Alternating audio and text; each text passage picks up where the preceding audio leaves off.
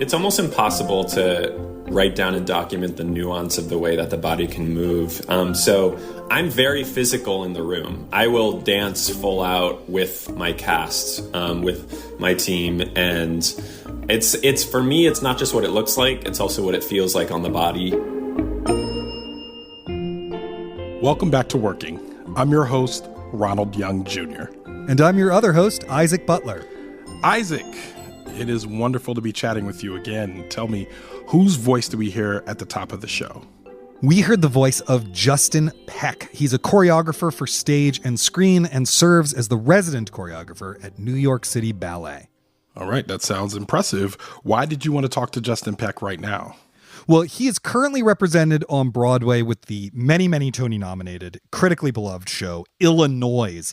The show is a little bit difficult to describe, and in fact, if you read the reviews, even the positive ones, they're kind of a little bit like, how do I talk about this? But the short version is it's an evening-length dance theater work that he co-created that is set to the Sufjan Stevens album, Illinois, which many of our listeners probably know as Come On, Feel the Illinoise, since that's what it says on the booklet. The show has no spoken language. It is just the songs from the album. It tells actually multiple stories over the course of the evening through dance. It has a live band playing the album with arrangements by the great Timo Andres. Sufjan does not perform in the show. He was never going to perform in the show. That's not the setup. But even were it the setup, he is currently recovering from a chronic illness. And so his singing parts are actually distributed among three singers who are all amazing. I mean, they're three truly amazing singers. This sounds incredible. I don't know anything about any of what you said, but it sounds like it's going to be a good conversation. But I imagine you have a little bit more for our Slate Plus members. Yes, we talk a lot about influence. There's a lot of influences beyond just the album that go into the show, including earlier dance theater work by Susan Stroman and Twyla Tharp. And one of his most recent high-profile gigs was doing the choreography for the Spielberg film of West Side Story. And you kind of can't do that without thinking about the original choreography by Jerome Robbins. So I was just very interested in how he thinks about his influences and being in a historical art form that, you know, there's a lot going on behind each dance. And so I thought he might have some interesting thoughts on that. Again, I'm a newbie to everything that you're saying, but I'm very excited to hear this conversation. And for our Slate Plus members, you'll get to hear all of that at the end of this episode. And if you aren't a Slate Plus member, it's really easy to join. As a Slate Plus member, you get to hear extra segments on this show and others like the Culture Gab Fest and Karen Feeding, the parenting podcast formerly known as Mom and Dad Are Fighting. You'll get bonus episodes of podcasts like Slow Burn. And of course, you'll never hit a paywall on Slate.com. To learn more, go to slate.com/workingplus. Okay, let's hear Isaac Butler's conversation with Justin Peck.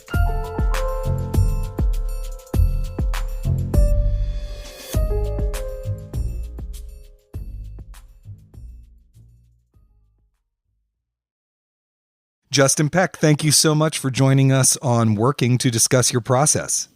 Thank you so much for having me. Yeah, I want to start by congratulating you. You just had your kind of opening night celebration last night. You've also, I believe, recently won a Lortel Award for choreographing the Buena Vista Social Club off Broadway. You're nominated for many Tonys for Illinois, as is the show in general. That's primarily what we're going to be talking about today. It's an evening-length narrative dance work set to Sufjan Stevens' Illinois album, currently tearing up Broadway. Before we get to talking about that, though, you know, you're in an interesting point of the process that we get some questions about from our listeners, and I know a lot of people struggle with, which is what I jokingly refer to as the, you know, bringing the cow to market part of the process. You've made a thing and now you've got to go talk about it to a bunch of people. You've been really in the public eye, at least for a decade now, right? That's when Ballet 422, the documentary about you, came out. So you've been through this process many times. What have you learned about doing it? And were you always comfortable with it, or were there things you had to do to kind of figure out how to get comfortable talking about and promoting your work? No, I think like a lot of this work, like this end of the process, comes with experience and just doing it again and again and thinking proactively about like how to reflect on the work. But luckily with a show like this, it's such a special project to me personally. It's a very easy one to talk about, and that's not always the case. So I'm actually really happy to be out speaking about this work. Obviously, this show is a big hit. People love it. It's gotten extraordinary reviews. It's not always true. You know, sometimes you make something and you believe really strongly in it, but you never know until the audience is in and stuff, how it's going to be received. How do you prepare yourself for that moment and kind of define success on your own terms so it doesn't get defined for you? Yeah, that's really tricky, especially in a theater making context and in a theater making context that is like, has an eye towards like a commercial potential. I think, especially with a project like this, which is so unique, I had to just always tell myself, like, this is the show that I want to make. This is a show that I believe is from my own voice. It's the first show that I've developed from the ground up, from the initial seed of an idea to now a fully realized show, which is a big moment for me. And at the end of the day, I just wanted to be authentic to my instincts and my own tools and my vocabulary as an artist. And knowing that, like, this is something that is a little bit outside of the box. It comes from a real love of musical theater, and yet the delivery of the show is not the most conventional. It's not a traditional book musical. And I felt like, okay, this could go one of two ways. It could either be embraced and celebrated, or it could just sort of go over people's heads. But it was a risk that we felt like we wanted to take because it was the only way we felt like we could interpret this album and take the risk and be true to our instincts. You've worked with Sufjan Stevens and his music, a few times. I know for multiple reasons, including, unfortunately, the health crisis he's been going through. He was not directly involved in this production. But what was the germ of that idea? When did it hit you that, I want to do a evening-length dance piece to the Illinois album? Okay, so when I first heard the album, it came out in 2005. Yep.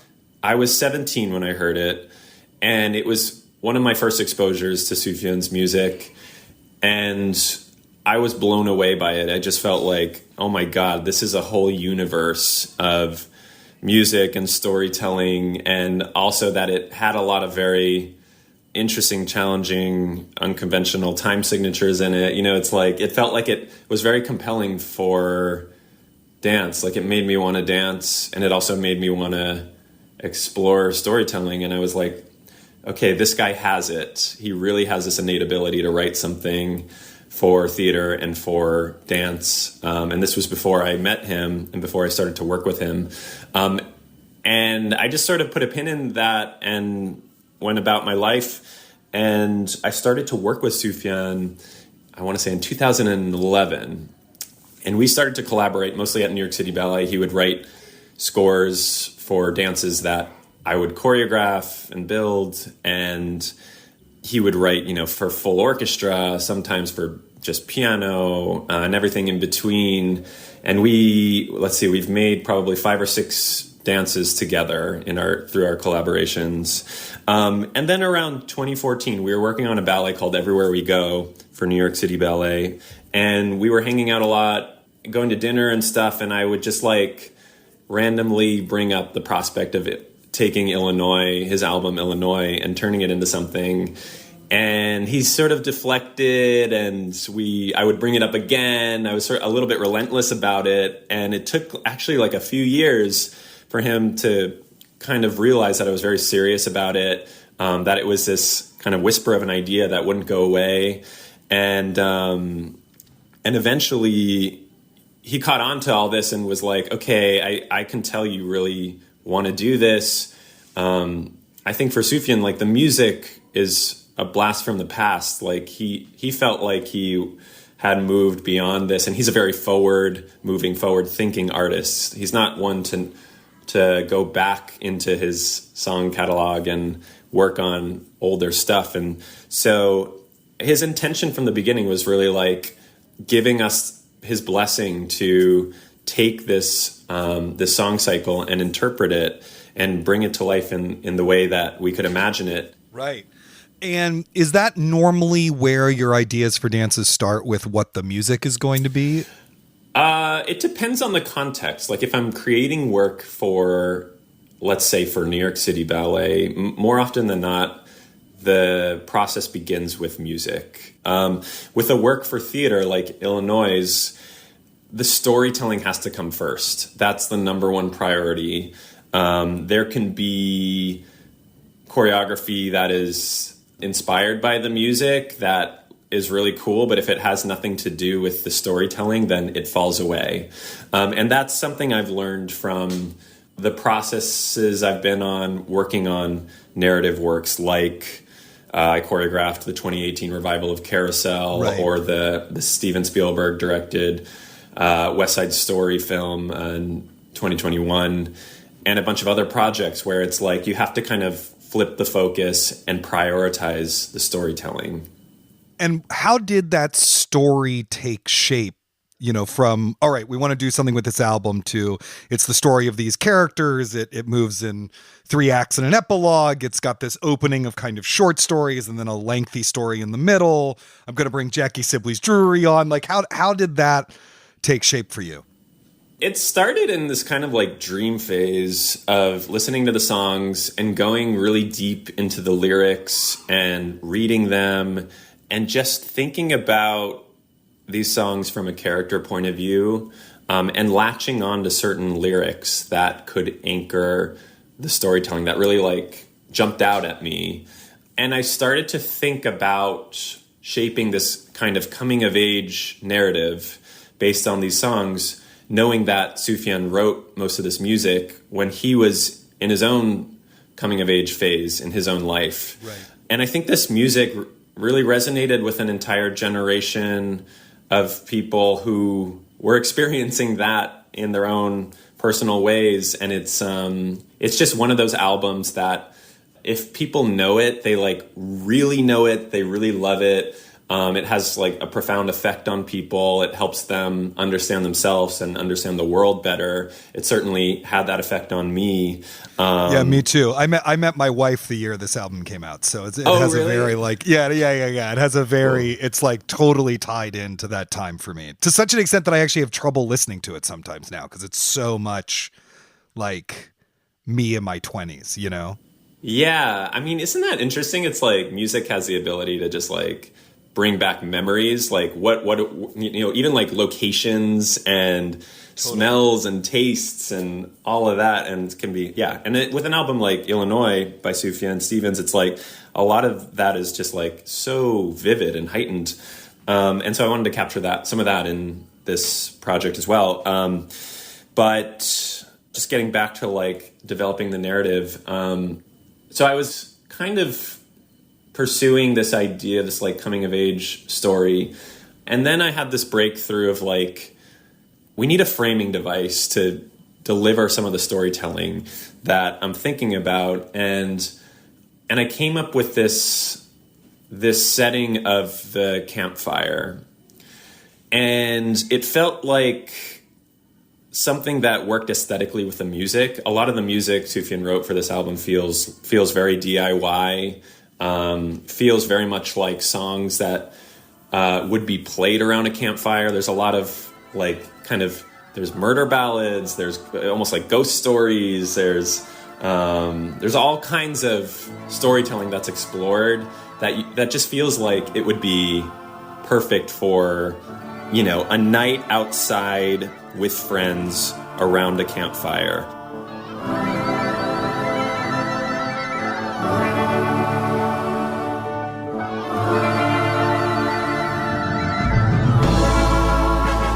And so the campfire became the portal into the storytelling. Right. So at that point, I had these kind of general ideas floating around. And I was like, I really need a writing partner to come onto this, to to help shape the storytelling and the narrative and the characters and the clarity of all that. And that's when I reached out to Jackie Sibley's Jury, who is a Pulitzer Prize. Did you know her before, or did you know Jackie before? Okay. I didn't know her. Yeah, she was like someone who I knew of and someone who a lot of my colleagues spoke really highly about. And so we just got a coffee early on, and this was really when this whole project was like a little seed of an idea with some of these concepts floating about. And we really hit it off immediately. It was like one of those moments where you're like, in the first 5 minutes, you're like, oh, this is a person that I need to be doing this project with. And so, you mentioned that on a project like this, the narrative has to come first. So how fleshed out was that before you started actually figuring out what the dances were going to be? I spent a little time early on in the studio just workshopping what the staging language of this show would be. And what does that mean, workshopping the language? What is the, hour to hour or day to day of that process? Yeah, so that's the first session we did, I want to say was like just a 2-week session. And I asked some wonderful performers that I've worked with on other projects to join me in the studio, and we would rehearse for, like 6 hours a day. And we would just spend time working on a few of the songs and just loosely build out numbers that allowed us to kind of figure out what is the way in which the body moves to this music, and how does this universe that we're creating feel energetically and physically.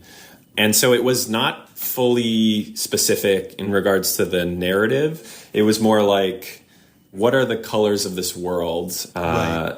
And are you asking them to improvise to the music, or are you coming in with set steps, or are you listening to it and telling them, hey, try this, or is it some mix of those? Or Yeah, I usually come in with some like thematic steps. So if I'll listen to a song like Come On Feel the Illinoise, and then I'll come into the room with like 5 short sequences, and I'll teach the dancers these sequences and then respond to how they're interpreting the movement on their own bodies. And it has this sort of like passing the ball back and forth thing where they're able to absorb what I'm giving them. I'm able to absorb what they're giving back to me. And then it like melds into this language. And that's why it's so important to work with dancers and artists that really, for me, that really get my way of moving and my process. And I have to say, like, every person in the cast is hand selected, and there's some sort of backstory to how I know them and the kind of work I've done with them, or how I've seen them perform. Yeah, I was totally curious about that, specifically with, so Jacksonville, there's this incredible eruption of tap dance that's very unexpected and wonderful and joyous into that number. And I was curious, I was like, were you thinking, oh, I need tap dance here, I need to cast someone who can do, my normal moves and also tap dance? Or was it that you knew that dancer knew they could tap dance and built that for them? Yeah, it's the second. It's really like Byron Tittle is like a unicorn of a dancer, and he's the rare dancer who is a phenomenal tap dancer and also a phenomenal mover in all other forms. He's really a master of his craft. And it's hard to find a dancer with his range. But I knew I wanted him involved. I had worked with him on a tap dance musical that I was developing before Illinoise that didn't pan out for a couple of years, actually. And so I knew Byron quite well through that process, and I knew his way of moving and his curiosity. And he always had, the thing I noticed about him is he always had this like strong eye contact with me. And it just made me feel like he was really engaged and present and absorbing everything I was delivering and able to sort of bounce things back to me. And so he, in a strange way, he gave me the confidence, and I was able to give him the confidence. And so much of this work with dance is about like this exchange in the room. So yeah, that's also, for me, that number is a little bit of an ode to the first Broadway show that really inspired me to start dancing in the first place, which is Bringing the Noise, Bringing the Funk. Love that show. I saw that show on Broadway. Yeah, that's cool. An amazing show. Yeah, and I've seen a couple of Broadway shows that Sufjan choreographed, Shuffle Along, and what was the one he did recently? Pal Joey. I mean, his choreography is incredible. Yeah, I mean, he's kind of a personal hero of mine, and I started out actually as a tap dancer, which not a lot of people know, because of seeing that show and just loving that craft. And eventually, that for me led to theater and to other forms of dance and ballet and things like that. So it feels like a real ode to like that childhood moment of seeing that show to incorporate this number in Jacksonville with Byron tap dancing in it. We'll be right back with more of Isaac Butler's conversation with Justin Peck.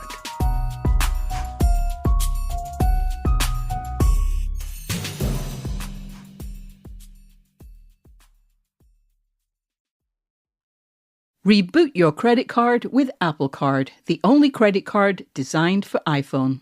It gives you up to 3% daily cash back on every purchase. Plus, Apple Card has no fees, not even hidden ones.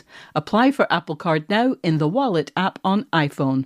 Apple Card issued by Goldman Sachs Bank USA, Salt Lake City branch. Subject to credit approval. Variable APRs for Apple Card range from 19.24% to 29.49% based on creditworthiness. Rates as of February 1st, 2024. Terms and more at applecard.com. Listeners, we want to hear from you.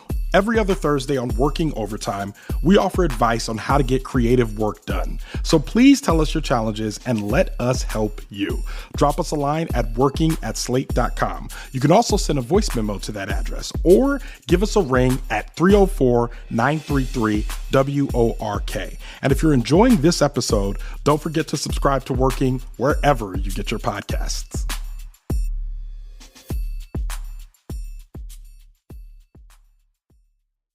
Okay, let's hear more of Isaac's conversation with Justin Peck. So you say, you come into the room with some things worked out, you're bouncing it off the dancers, then they're kind of, bouncing it back to you, so on and so forth. Do you work that out like in your body? Because you've trained as a dancer, obviously. Or is it more, at this point, because you've done it so many times, is it just like you write down on a piece of paper, oh, they do this, this, this, this, and this? Like, what does that development look like? Yeah, I mean, it's almost impossible to write down and document the nuance of the way that the body can move. Right. I'm very physical in the room. I will dance full out with my cast, with my team, and I want to feel what it feels like. It's for me, it's a lot. It's not just what it looks like. It's also what it feels like on the body. Yeah. And so I'm very active in that way. And I would say like I do a lot of repetition with this movement to get to like the root of what I want it to be. And the process for me in the studio before I get with the dancers involves like doing a sequence over and over and over and over again, sort of chiseling away exactly what it is and then filming it and making sure that I get, I just film it on my iPhone, but I want to make sure I get like a very solid, accurate documentation of what the movement is. And just going through that process downloads the movement into my muscle memory. And I almost never reference these videos, but it's like, for me, it's important to like go through the process of it to like find what it feels like. So, and then of course I bring that to the cast and then we have this exchange and I try to use a lot of imagery rather than just saying like, okay, this is the step. A lot of metaphor and imagery that I can give the dancers so that they can not just like do it in strictly a physical way, but so that it incorporates their imagination. And so it adds layers of storytelling to the movement that they're doing. Some of the songs, or the dances, I should say, have like a very concrete relationship to the lyrics of the song, and some of them don't. So like, just to take one example, like, in the song Chicago, they are literally on a road trip to Chicago, right? But in the song Decatur, the lyrics are about two brothers and their stepmom and this complicated relationship that they have.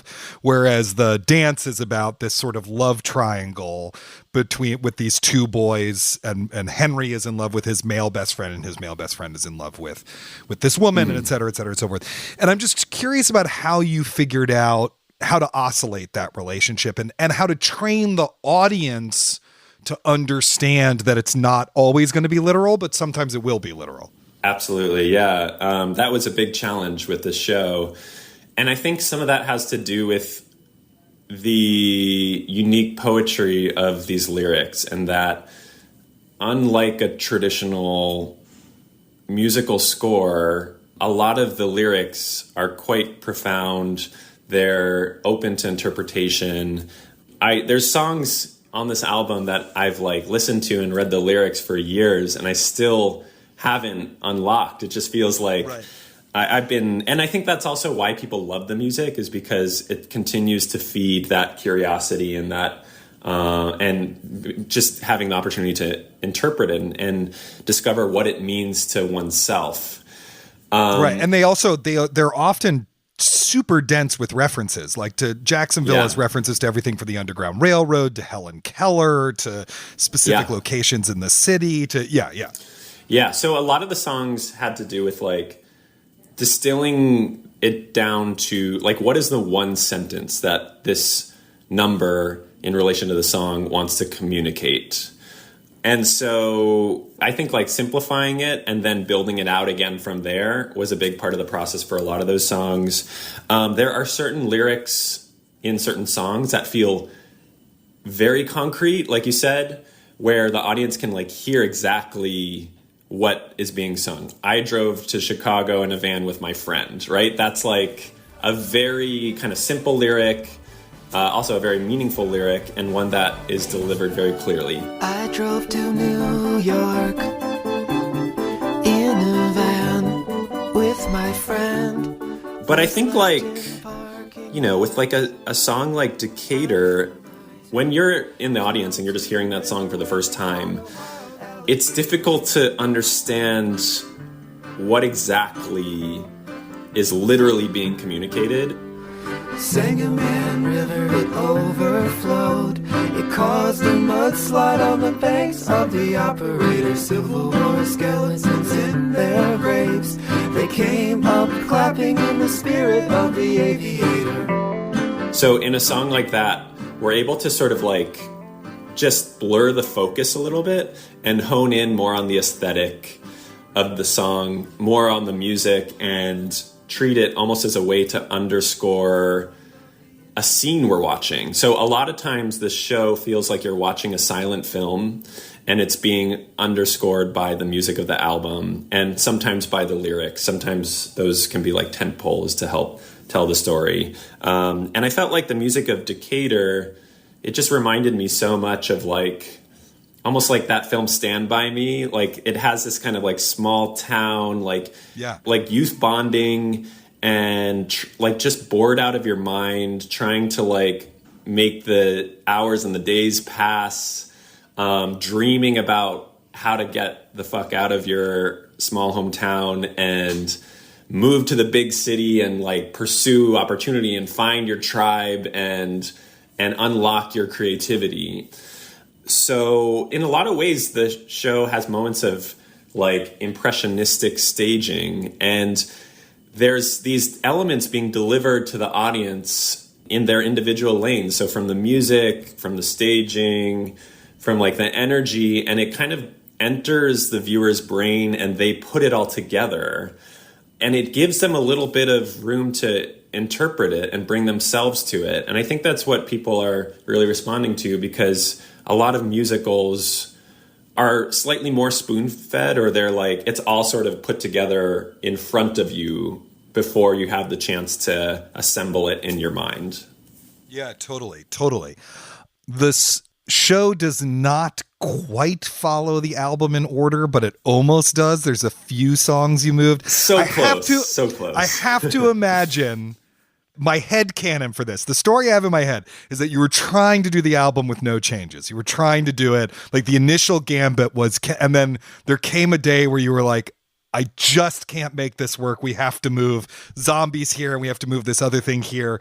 Is that correct? Is that what happened? And I just want to know what that day was like for you and how you came to that conclusion. That is like 100% correct. I think we all went into this and we were like, how amazing would it be if we could tell an entire narrative arc without changing the order of the album? Is that possible? And we actually did attempt to do that in a couple of the initial workshops.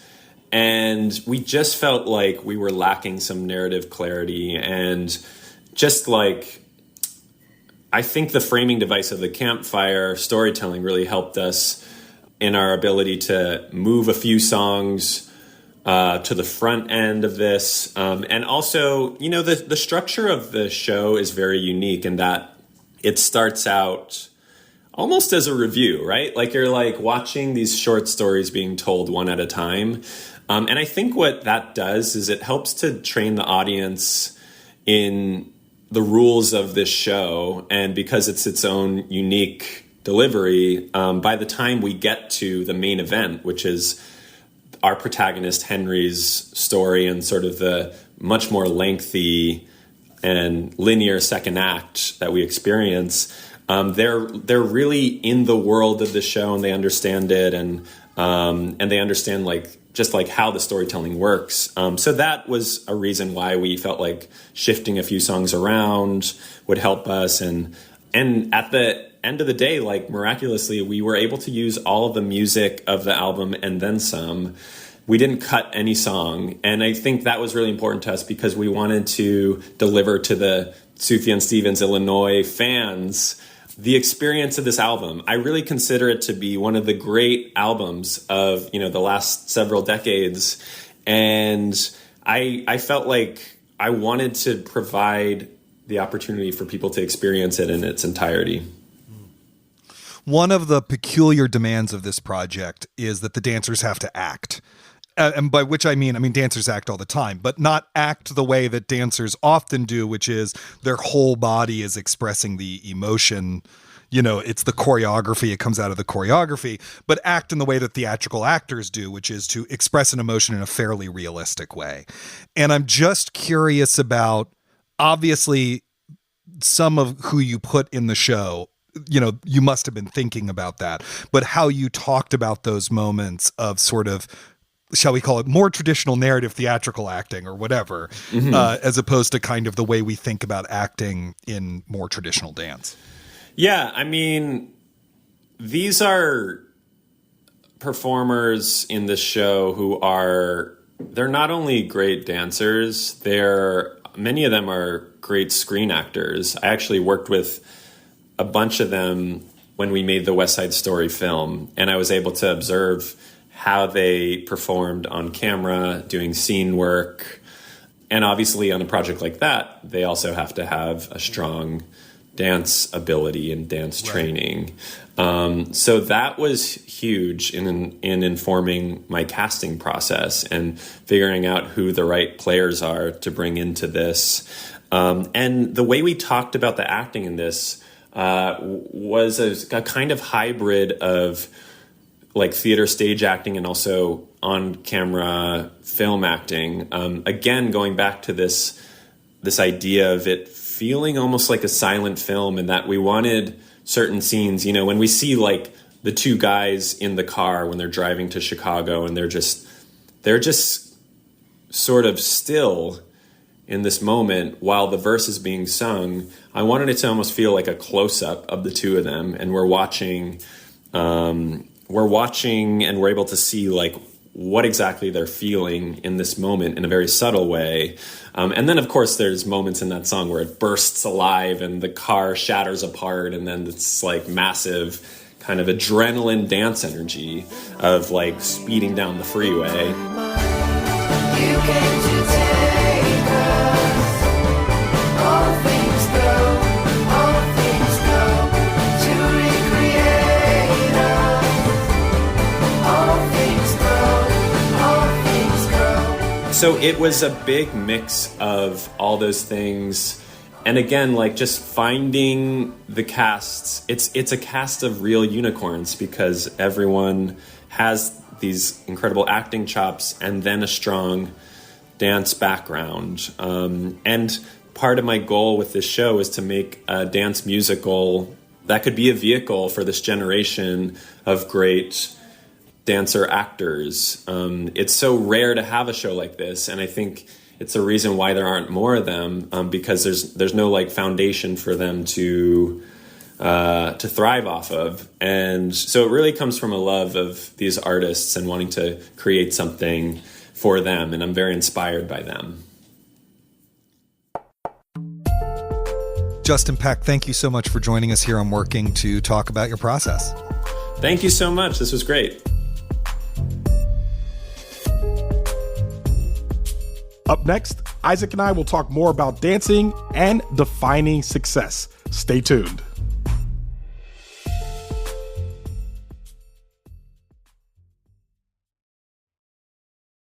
Isaac, what an interesting interview. I've learned so much. Thank you so much. I appreciate that. So you asked a great question that I just want to straight up steal and ask you.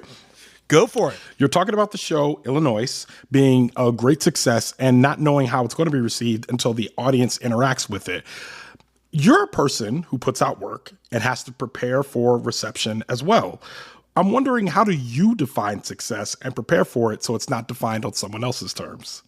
This is a thing I really learned with my last book, with The Method. And it was sort of a hard-won feeling that came out of my stage work. You know, you work so hard for this thing that you're going to put up as a director or as a producer or whatever, and you really believe in it. You've really drunk the Kool-Aid on it or whatever, and you get it up in front of an audience and they just like don't laugh. They don't think it's funny, or, you know, whatever it is.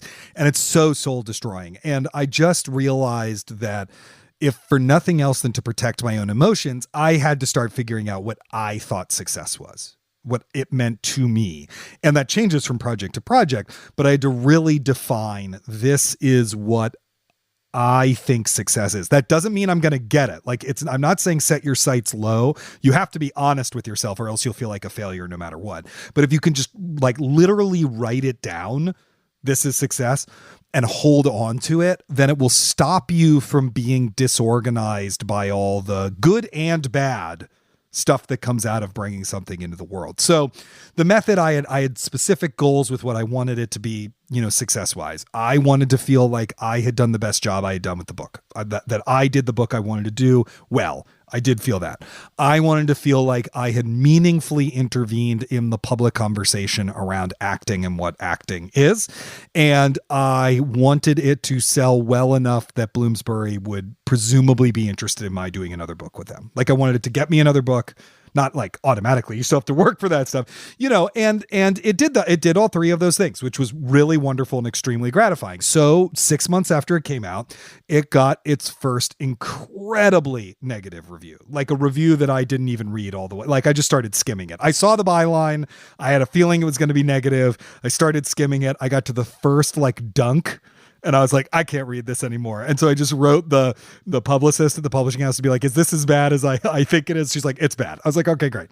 And, you know, like that hurt for like a couple days. And then I was able to get over it. And I think the reason why I was able to get over it was that I had defined success on my own terms. And the definition didn't have anything to do with reviews. I like that. And so I just think it's really useful, whether it's putting a podcast out into the world, which you've done many, many times, you know, or directing a play, writing a book or whatever, just holding on to, this is what I actually set out to do. I mean, you always can have that. No one can take that away from you if you're honest with yourself about what it is.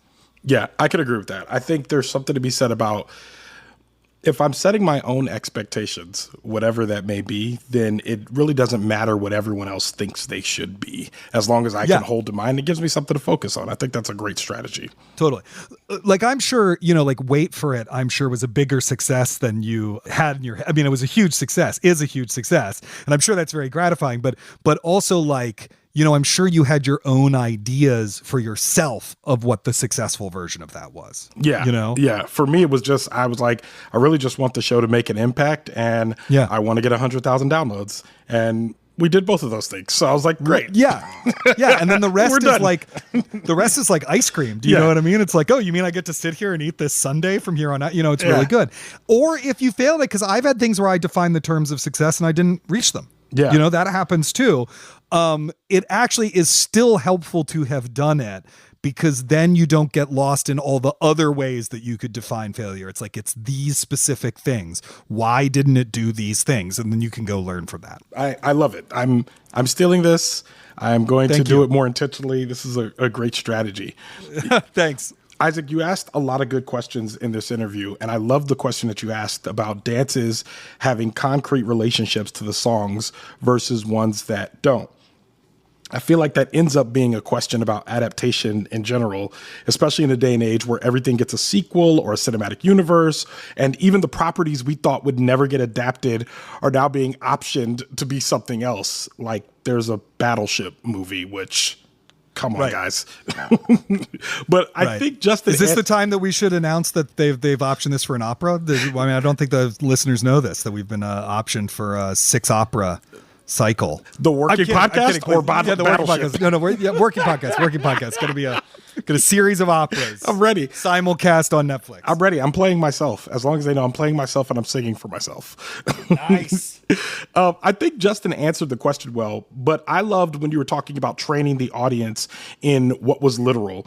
When you're writing, have you ever had to do that? Or have you seen any good examples where this type of training the audience is done well? Yeah, I mean, I gotta say, I loved his answer about that. I really loved it because this is a thing I think about all the time, particularly when watching movies. You know, Jonathan Franzen didn't come up with this term, but it's the first time I encountered it was in like one of the essays he wrote around when the corrections came out about setting up the contract with the reader.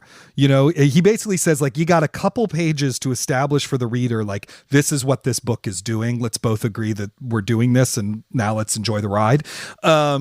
I think that one of the things the beginning of your project does, whether it's a podcast or a book or whatever, is you are establishing for the audience what the rules are, and you are teaching them how to watch or read or listen to it. And that's why beginnings are so important. I had a directing mentor who told me once that actually the director's job in the first 5 minutes of a production is to make the audience know that they're in good hands, that like the choices are being made intentionally, you know, and because as soon as an audience feels like that's not the case and there's a weird energy and you can feel it when you're in the room, they just like suddenly clam up and they won't accept anything you want them to do. You can always break the rules you establish, of course, but you have to be really self-conscious about it. I think a director who's a master at this is Steven Soderbergh. He often, because his projects often have different rules, even though so many of them are heist films or whatever. But like, if you think about the beginning of Out of Sight, right? Which is like a perfect movie.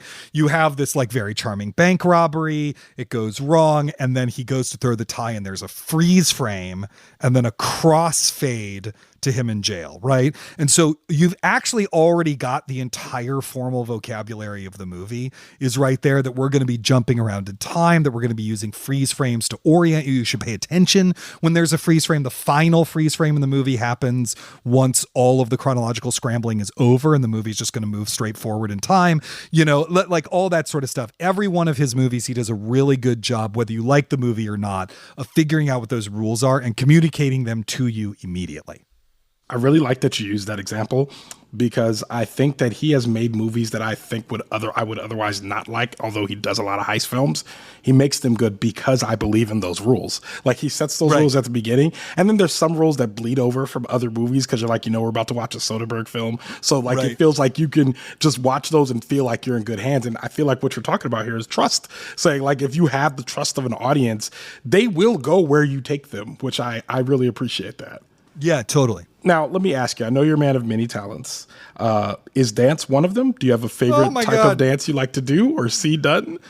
I can't dance at all. I am terrible at it. Like I am more terrible than the most stereotypical white guy at a wedding while the cha-cha slide is being played in the background that you could possibly imagine. They tell you the instructions of the cha-cha slide. I know. I mean, I do it with a lot. The cha-cha slide is the only dance I do at the wedding. And I do it with like or, you know, slow dance, right? You just rock back and forth. But the cha-cha slide, and I do it with great energy and enthusiasm to make up for my lack of talent. And it's great because they tell you what to do.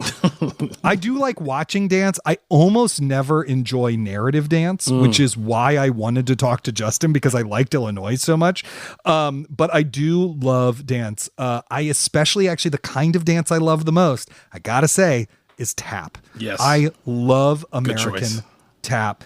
My knowledge of it is extremely basic, but I used to be a drummer, and so part of it is obviously the percussive element. I love it because it is an American homegrown art form. We don't have that many. There's musical theater, jazz, tap, and it comes out of this deep and incredible history and of the African-American experience in this country.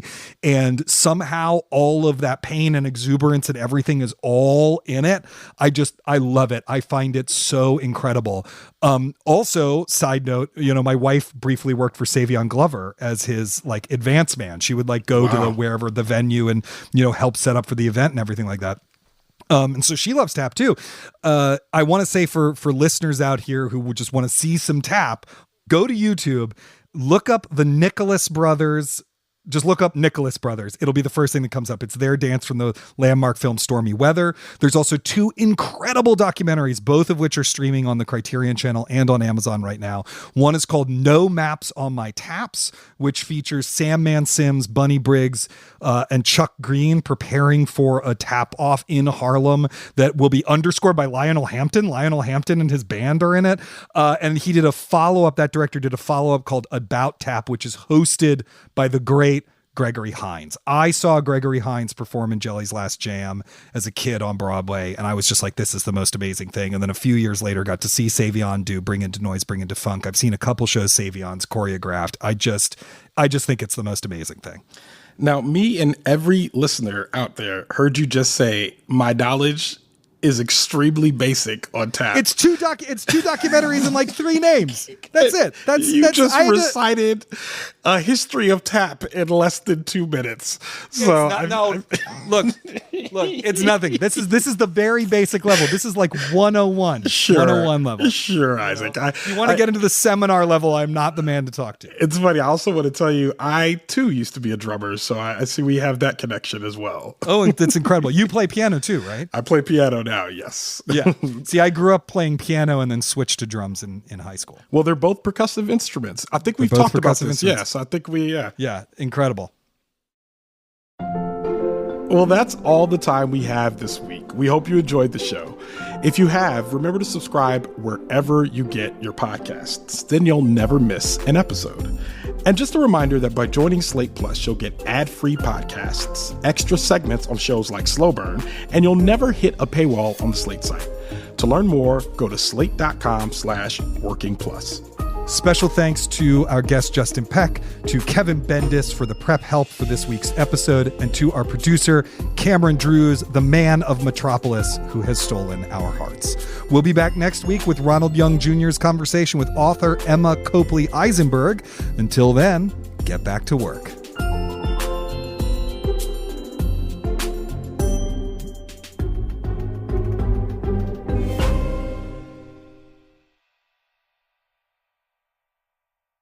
McDonald's presents Burger Reviews by Hamburglar. Today's review: the hotter, juicier classic burgers. Mr. Hamburglar, robble, robble.